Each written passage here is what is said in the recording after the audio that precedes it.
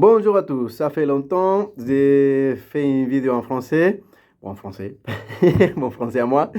Donc voilà, une petite vidéo. En fait, c'est une petite vidéo, c'est tout d'abord, je vais essayer de donner deux petits conseils. Et c'est pas des conseils pour gagner des tournois, devenir le meilleur joueur du monde. Ça, je ne connais pas les secrets non plus. Mais en fait, c'est deux petites choses que j'espère que ça pourra peut-être aider un peu quelques joueurs. C'est deux petites choses que ça peut aider un peu monter le niveau de tout le monde. Et ça aura plus d'impact normalement chez les joueurs qui actuellement ils sont par exemple peut-être plus de défaites que de victoires. Essayer un peu de renverser cette situation. Mais je pense que néanmoins tout le monde peut peut-être tirer quelques conclusions, peut-être c'est des choses que j'applique moi-même. Je pense que ça peut être utile, plus ou moins utile à tous les joueurs. Donc voilà, comme j'ai dit, c'est deux choses. Et pour cela, on va prendre un exemple. C'est-à-dire que j'ai demandé l'aide de notre ami Arthur, ici dans le Nord, qui joue le Sorc. Et donc, on va demain, il y a un petit tournoi chez nous. Enfin, petit tournoi, on ne peut pas appeler ça un tournoi, on est 6. Mais on va jouer 3 parties chacun, 2300 points. Et plus ou moins sérieux, on va dire. Avec la même liste. Et bon, l'idée, c'est donc lui, il a fait sa liste. Et il va essayer d'appliquer un peu de mettre en œuvre les deux choses voilà, que je propose sur ces vidéos. Et on va passer tout de suite à sa liste. Et comme ça va nous servir un peu comme démonstration. Je ne sais pas ce qui va passer demain. Peut-être que, en fait, ça va être nul, ça va servir à rien. Mais bon, on va voir est-ce que ça se passe. On va déjà avec sa liste. Eh bien, on est ici avec la liste. Alors, je ne vais pas rentrer dans la création des listes. Ça, ça serait un autre vidéo. De toute façon, on pourra en parler tout à l'heure.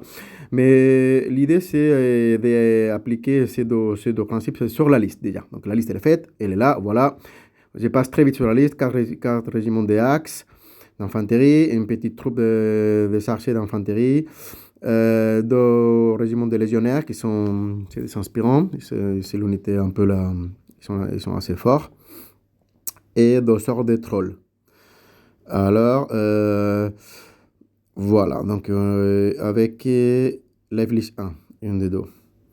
On continue un petit peu avec la suite de la liste.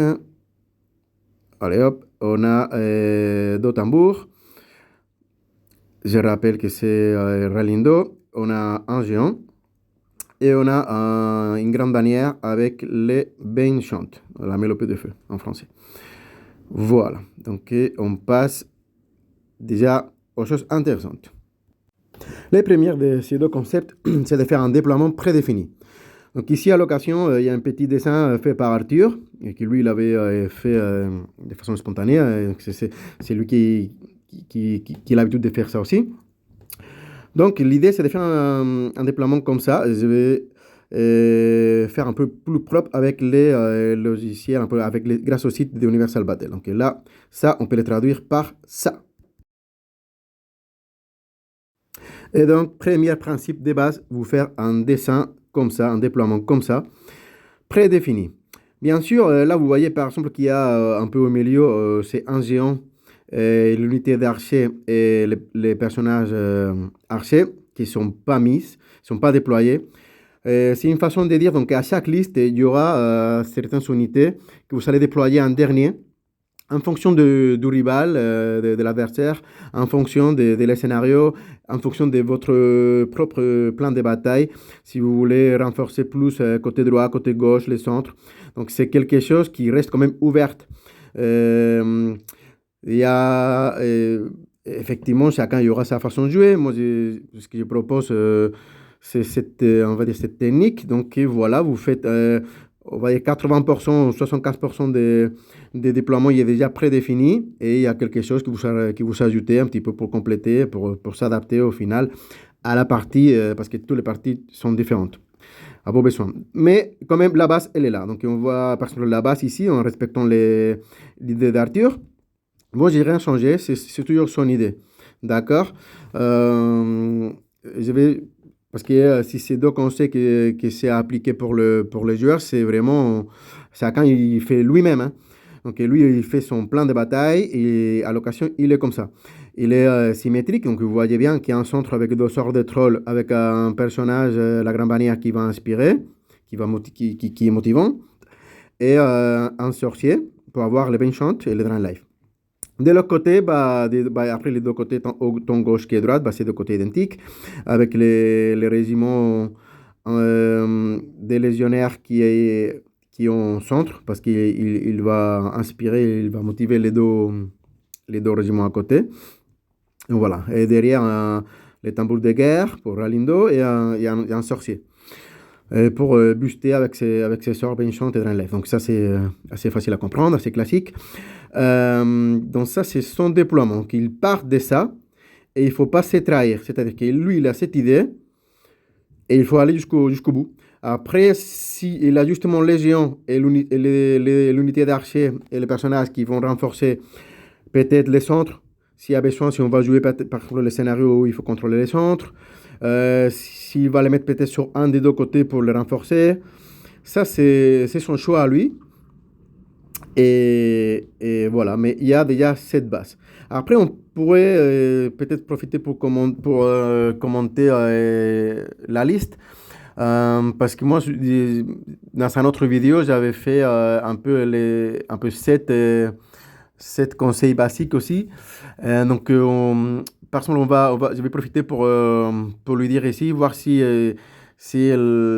on va dire, s'il s'adapte ou si il intègre ces sept principes aussi dans ce qu'on voit ici ou pas du tout. Donc, allez, je profite pour faire ça.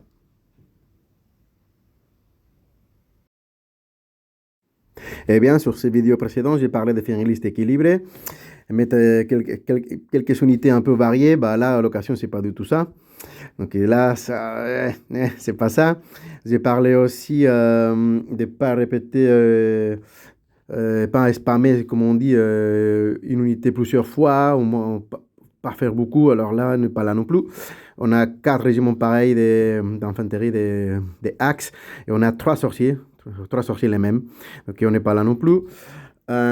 Après, j'ai parlé de mettre des unités écran, des unités sacrifiables. Et là, de mettre 3 au minimum, je disais, à peu près, 2 ou 3. Et là, il n'y en a qu'une, ça serait les archers. C'est la seule unité qui peut se sacrifier, qui peut se mettre comme écran. Donc, on n'est pas là non plus. J'ai parlé d'avoir au moins 3 personnages motivants. Une par section d'armée, on va dire, à gauche, au centre et à droite. Et là, oui, là on est. On a les. Parce que vraiment, il n'y a qu'un personnage, c'est la grande bannière au centre. Mais après, autant à gauche comme à droite, c'est des régiments qui sont la règle spéciale des motivants. Donc voilà, ça on est là.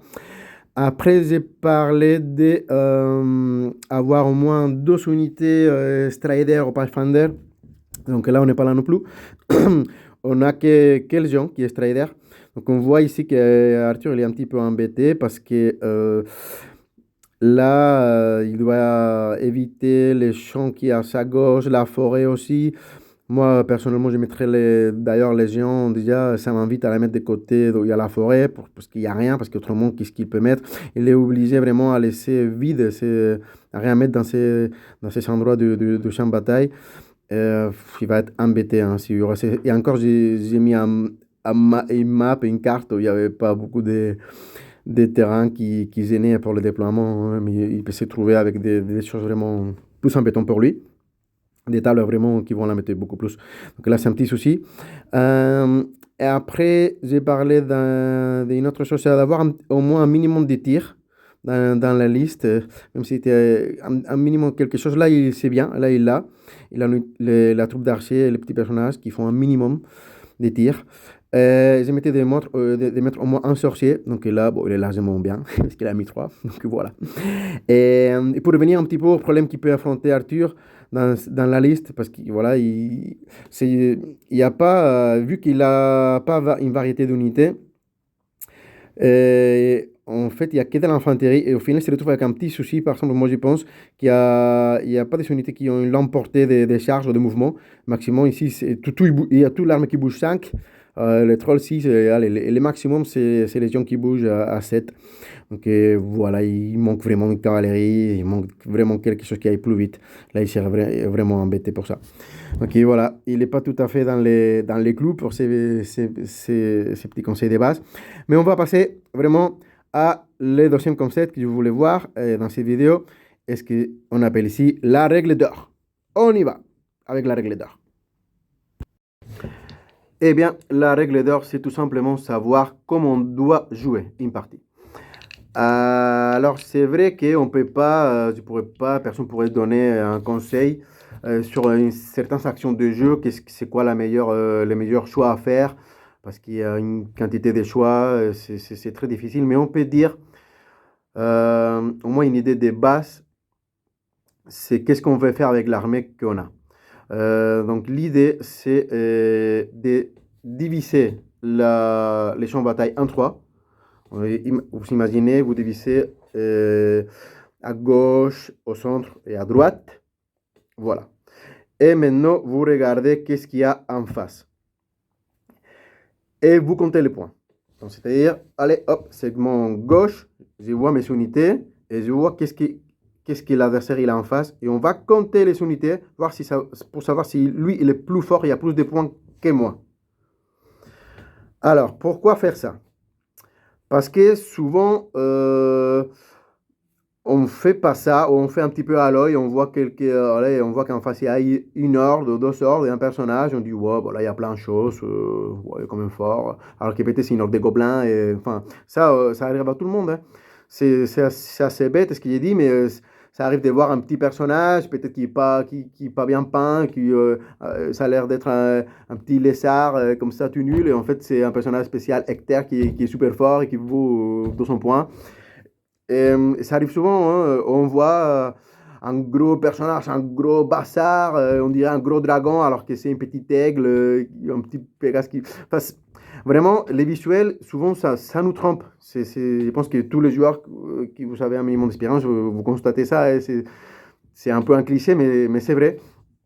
Et on les paye tous, hein, parce qu'on fait des erreurs à côté de ça. On voit voilà, une petite aigle comme ça. On fait pas trop. Ouais, si, on sait, c'est une baisse de la nature, hein. Il a dit tout à l'heure au déploiement, mais on se trompe un peu. Donc, si on doit réfléchir à chaque fois, qu'est-ce que c'est, quand on est en train de jouer, c'est compliqué. Donc, moi, ce que j'ai pensé, une fois qu'on a déployé, une fois qu'on va, allez, c'est tour 1, on y va, on commence. On se fait ça dans la tête. On compte les points. Vraiment, on s'est dit, lui, dans ses côtés, il a allez, 500 points. Moi, j'ai 300 points. Et alors, une fois qu'on sait ça, qu'est-ce qu'il faut faire? Bah, là, c'est un peu l'idée. On va mettre l'exemple. Imaginez, vous êtes 3, et 3 copains, et en face, il y en a 8, il y a 8 mecs. Est-ce que là, vous vous lancez, c'est la bagarre? Est-ce que vous vous lancez, allez, on va les tuer, allez, on va perdre, mais bon, on va se faire un au dos, après on va mourir. Est-ce que vous ferez ça vraiment? Enfin, parce que les 8 mètres, à chaque fois j'ai dit 8, c'est pas terrible, quoi. On va dire qu'ils sont 9. Les 9, ils vont vous détruire. Enfin, vous allez perdre. Est-ce que dans la vraie vie, vous allez faire ça? Non. Enfin, l'instant, c'est de, allez, on fuit. Enfin, il faut reculer vraiment. Si vous voyez que l'autre est vraiment plus fort, ça sert à rien d'aller, allez, on y va. Si, peut-être on va casser la tête à un au dos avant de mourir. Bah non, c'est pas la décision la plus intelligente dans la vie comme dans les jeux. En fait, il faut se reculer.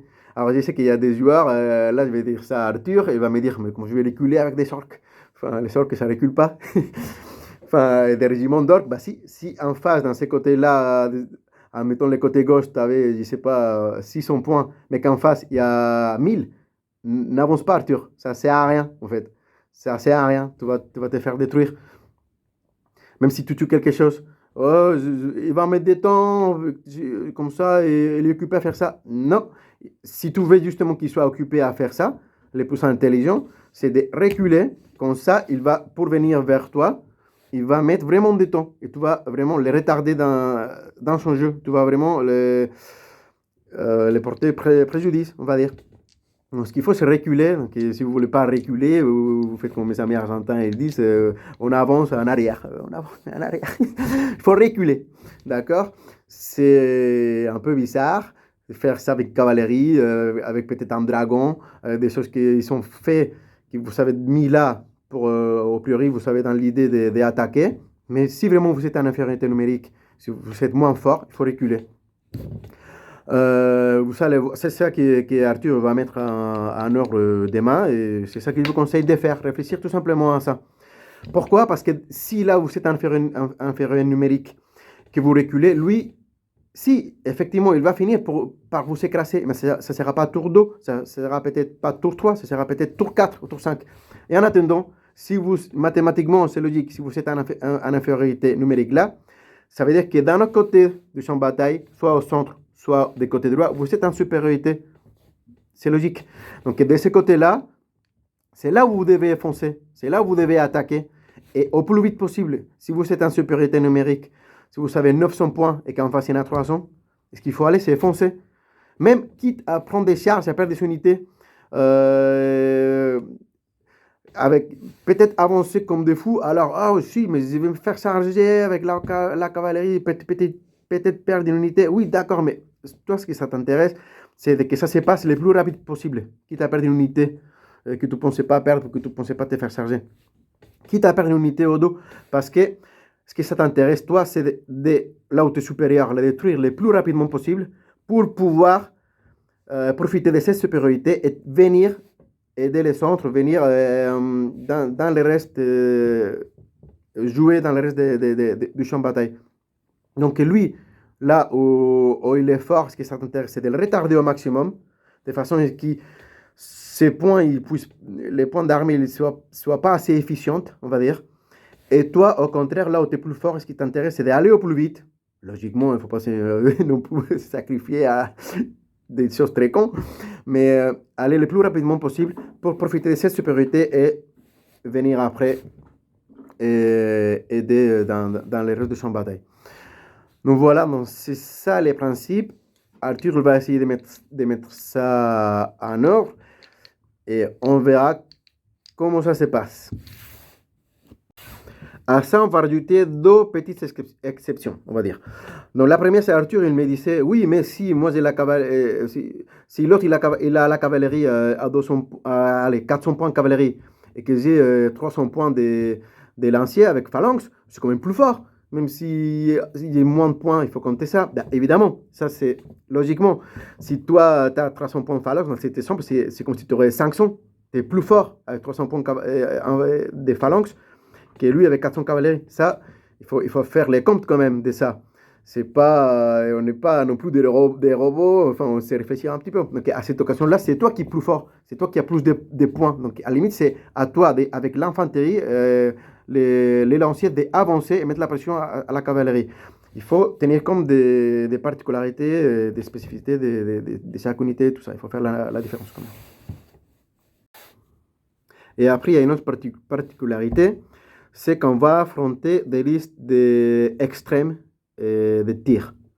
Donc, qu'est-ce que j'appelle une liste extrême du tir? Une liste qui est à 2003 points, il a plus de 1100 points au tir. C'est ça, quand vous savez la liste ennemie, vous comptez les points, vous les voyez. Parfois, c'est pas évident, parce que c'est pas des sorciers, hein, c'est des tirs déguisés en sorciers, en souffle, de je sais pas quoi, des personnages avec des choses spéciales, des habilités spéciales. Et parfois, c'est pas si évident que ça. C'est des lightning bolt, non, c'est des éclairs, etc. Donc, il faut faire gaffe. Mais si on se rend compte qu'il y a plus de 1100 points qui sont vraiment destinés au tir, c'est une liste d'extrêmes de tir.